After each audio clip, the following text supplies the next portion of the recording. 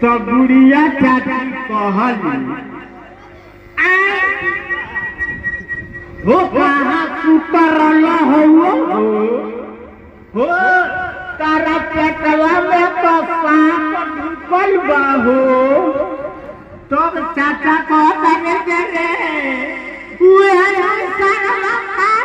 काला फूलवा गिरावता ले लाठी बुढ़िया। अब ये बुढ़िया चाची दौड़ल गईली घर में आ लाठी एगो लेके वही आई है रे बाबू लाठी है ना सरियावले बाई सरियावले तने निहुर जइबा के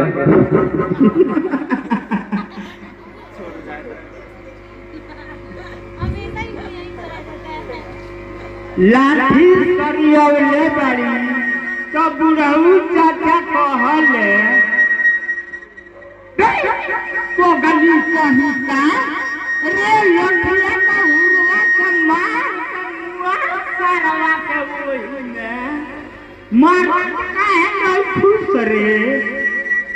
तो तारी चाची बुढ़ऊ निहुरा आ गई है चाचा निहुर गई आ चाची है लाठी का हुरा से एक देर मारो तारी का भाग दे बस एक देर पुरानिया आदमी अनजात मिलबे न कोई एक देर में चाचा।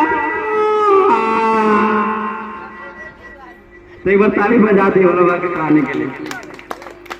तो इस प्रकार का भोला बाबा का बहुत सारा हंसने वाला कहानी है। हमारे YouTube channel Hemant Kumar Chaurasia, Facebook Hemant Kumar Chaurasia और मेरा चैनल वैसे तो 8 गो चैनल चलता है। किसी पे 52,000 फॉलोअर है, किसी पे 36,000 है, किसी पे 1,36,000 है। पर मेरा मेन आईडी है हेमंत कुमार चौरसिया जिस पे 3,11,000 फॉलोअर है।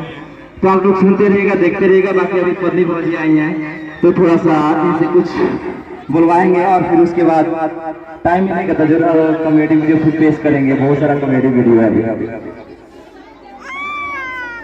हाँ, तो अभी मैं थोड़ा सा अपने